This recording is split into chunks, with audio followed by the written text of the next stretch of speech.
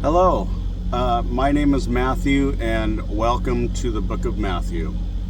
I had a really good laugh today because I seen a video from this very frantic woman trying to explain that the rapture was going to happen this year. Yes, brace yourselves, it's that time of year again. The rapture is going to happen this year, so prepare yourselves. Get right with Jesus and all that stuff. And I laughed my ass off. Number one, because rapture theology isn't something that is accepted by the majority of Christians. And believe it or not, I only heard about rapture theology probably about somewhere in between 2012 and 2014.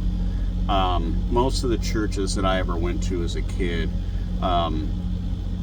they didn't teach rapture theology because at the end of the day, rapture theology is just a misinterpretation of a combination of scriptures. One is in 1 Thessalonians,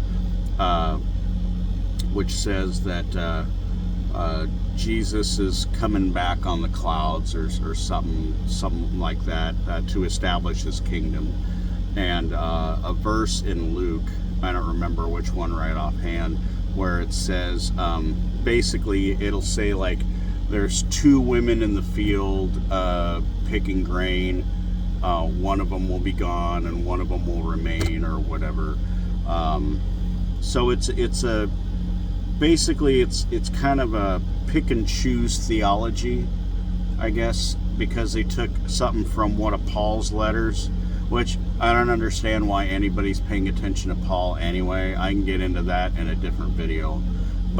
And then you take something, a totally different verse from Luke, which is in the Synoptic Gospels, and you put them together and you get the rapture.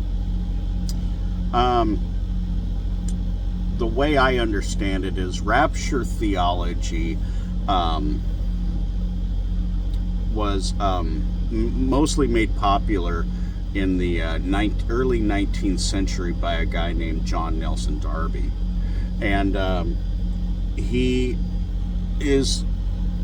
also made dispensational theology a thing, where basically the theology is in stages, and I think it's like 7 stages. I'm really not that familiar with dispensationalism, but it's basically we're in the second to last stage of dispensational theology, which most Christians aren't taught anything like that in church or whatever, because it's just not a thing. It's not really a thing. I think a lot of that goes back to also when some of these, like the Millerite movements, which Mormonism and Jehovah's Witnesses sprung out of the Millerite movement of the early 19th century and stuff, where Jesus was going to come back at this date, this year, this date, and this time. And every year they kept moving it up and stuff like that, and people kept believing him because of misread verses in the Bible, just like with the whole rapture thing. It's just misunderstood scripture, and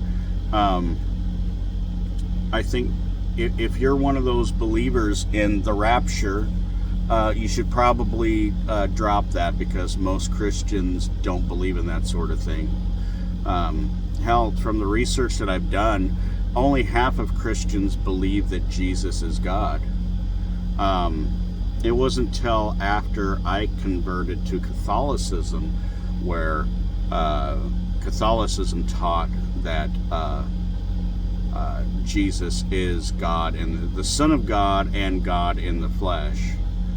because of the Trinity.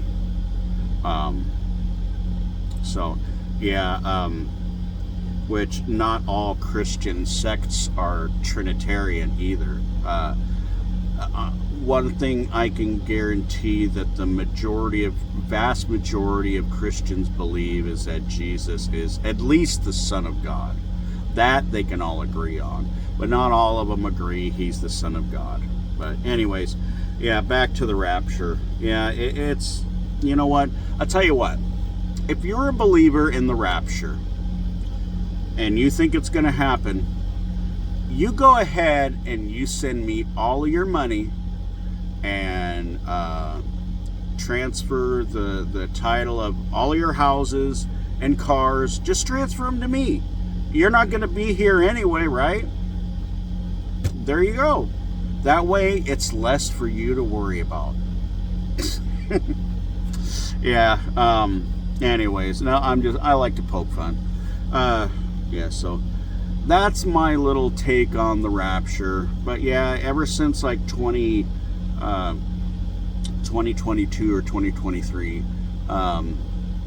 Christians have been saying every year, the rapture's happening this year, prepare yourselves. And I'm just like, no, it's not. No, it's not. Anyways, so thank you for listening to my rant, and y'all have a wonderful day.